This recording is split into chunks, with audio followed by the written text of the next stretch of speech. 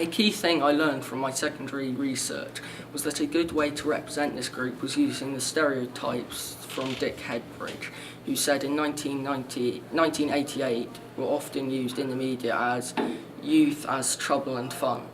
I also learned a lot about what common conventions I should follow through researching existing magazines that sell well. The masthead on my cover of my magazine follows the conventions of most other pop music magazine mastheads, as it takes up about an eighth of the page. It also follows the conventions set by pop music magazines such as Billboard, as the typography I have used is modern, informal and simple, which representing the target audience of young people, as it looks fun, connoting the magazine is for younger readers who want something fun and entertaining.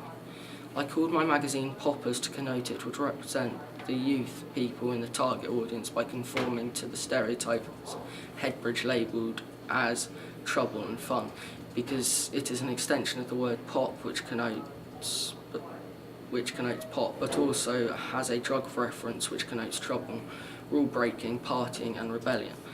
The name also links with Stanley Hall's theory about youth, which says young people go through some degree of emotional and behavioural upheaval, as the word poppers helps to represent youth through this media stereotype, as drugs are an example of some sort of behavioural upheaval. In other words, I think the name poppers itself will attract my target audiences, as poppers are a drug that is designed to give the youth a high. And aside from this, fitting with the representation theory, it also connotes this magazine will give the target audience an uplifting hit of all favourite pop music information. I also think the word poppers, because it is an extension of the word pop, which connotes the genre of the magazine. I feel that the busyness of the layout also helps to represent the target audience, as I feel that a busy layout of a magazine cover suggests the magazine is fun and exciting, things that Headbridge and Hall argued young people were attracted to.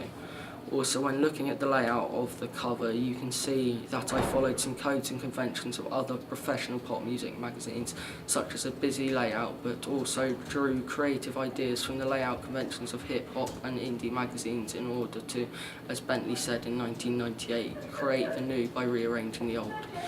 I think the merging of genres and the general busyness of the magazine covers attracts and represents my target audience, because it connotes a range of music tastes which will be covered in a fun and exciting and entertaining way.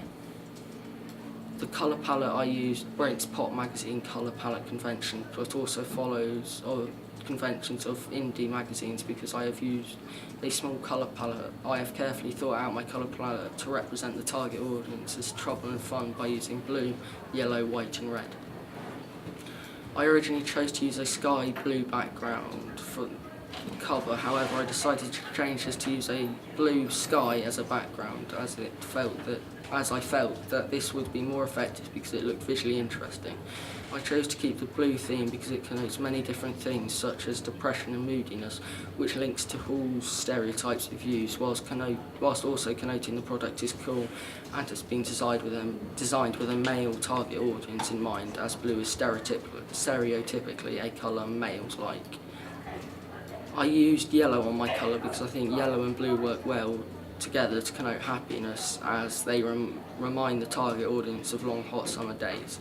Yellow is a font used on an indie magazine, and by using it I have followed the codes and conventions set by professional pop music magazines such as Billboard or We Love Pop, as the large majority of them include the colour yellow.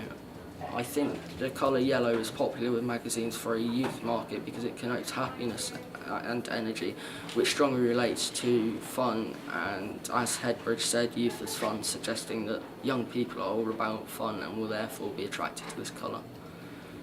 I chose to use white because it connotes goodness, innocence and purity and perfection, which I feel are extremely relevant to some members of my target audience who want to see themselves as these things.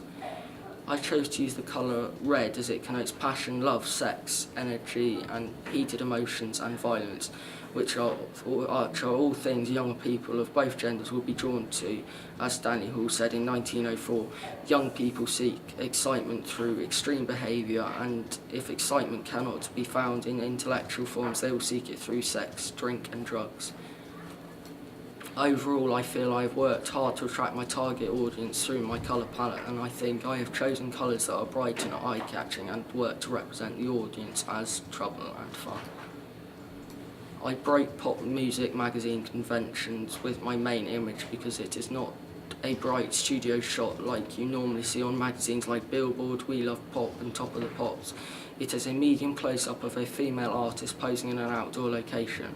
I wanted to do an image like this to make the cover look more mature and less girly than existing pop magazines, and carefully choose my model and mise-en-scène to represent the target audience.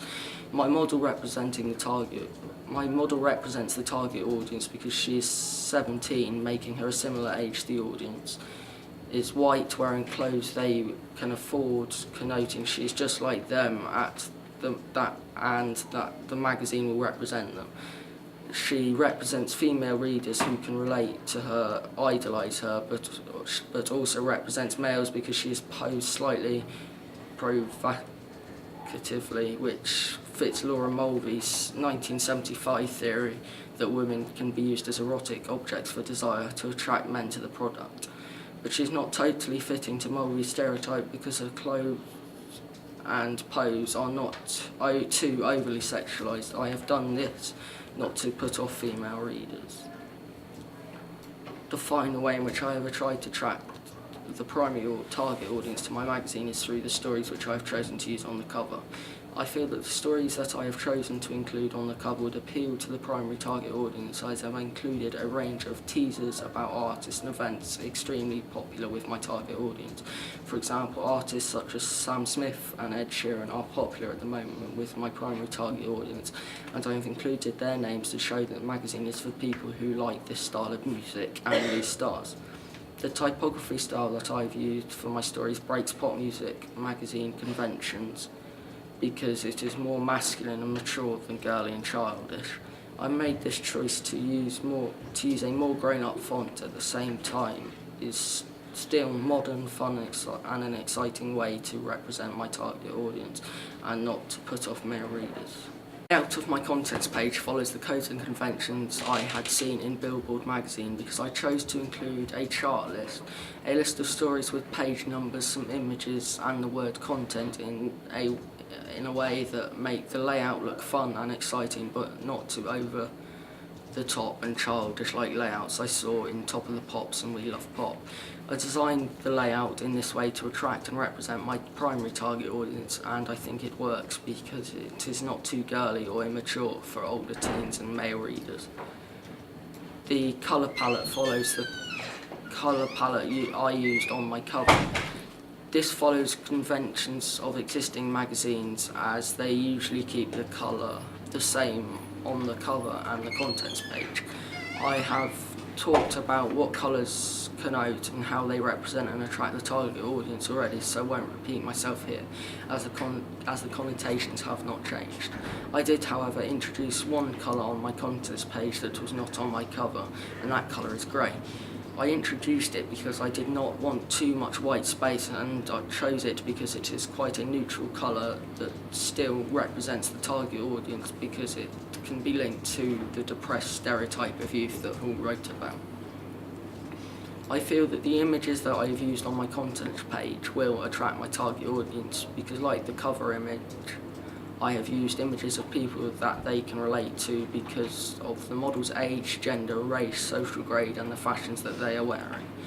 My images follow conventions of magazines like Billboard and NME because they are not over the top but break conventions of images you would see in We Love Pop and Top of the Pops because they are not bright and cheesy.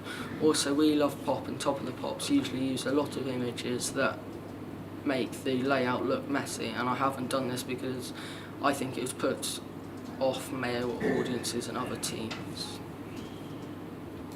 I was also careful not to choose typography fonts that would put off male readers and older teens. The fonts I picked followed conventions of magazines like Billboard and Q magazine, as the style is modern, simplistic and informal. I think my font choice works for my target audience because it won't put off males or females and connotes the magazine is for young people because of the modern style. A lot of the stories link to the teasers I put on the cover, and all of the stories are about artists and events that will appeal to the target audience, which will make the magazine attractive to them. I have followed conventions by putting page numbers by every story to show readers where they can find stories outlined on the contents page. Finally, I have followed the convention set by Billboard and We Love Pop magazine by not choosing to include an editor's notes. With my double page spread, I have followed the codes and conventions of hip-hop and indie magazines, but keeping the layout simplistic. A large medium shot of my cover star fills the double page. A title in a modern rebellious font stands out, and I've only included a small amount of text in the article. I chose this layout style because I think it will appeal to my primary target audience, because it looks edgy and not having too much text represents younger readers, especially males who stereotypically don't like reading huge articles. The main image is a medium shot of the same girl who I used on my cover. She's a good choice for attracting my primary target audience, as the model used represents them as she is of a similar age to them and of the same gender. The mise-en-scène of the shot shows that she is in a poor urban environment. This represents the lower class in my target audience and links to the article, which is what Keith Gandel would call a sentimental rags to riches story. Making the image and article fit this theory represents and attracts my target audience, because people in lower social grades like to think good things can happen, and they could also end up rich and famous with the right breaks like the girl in the story. The article also follows conventions of a lot of articles you see in magazines, because you see lots of stories about how new artists made it big that include interviews with the stars. The colour palette breaks the conventions of my own cover and contents page, because it moves away from the colours I use. Instead, I have used mostly pink and white. It could be argued that this follows conventions of conventional pop magazines like Top of the Pops and We Love Pop, and attracts females more than males, as the colours connote feminine qualities, love and friendship. However, a lot of heterosexual males wear pink and white, and because black is also in the colour palette, the colours do not completely alienate male readers.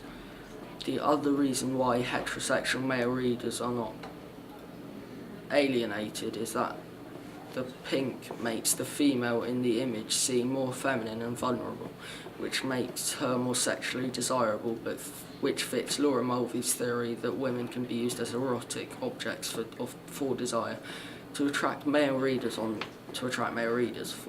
the other hand, the colour palette may also attract homosexual men who are more feminine and perhaps fit the over-the-top stereotype of screaming queens that Medhurst wrote about in 1998.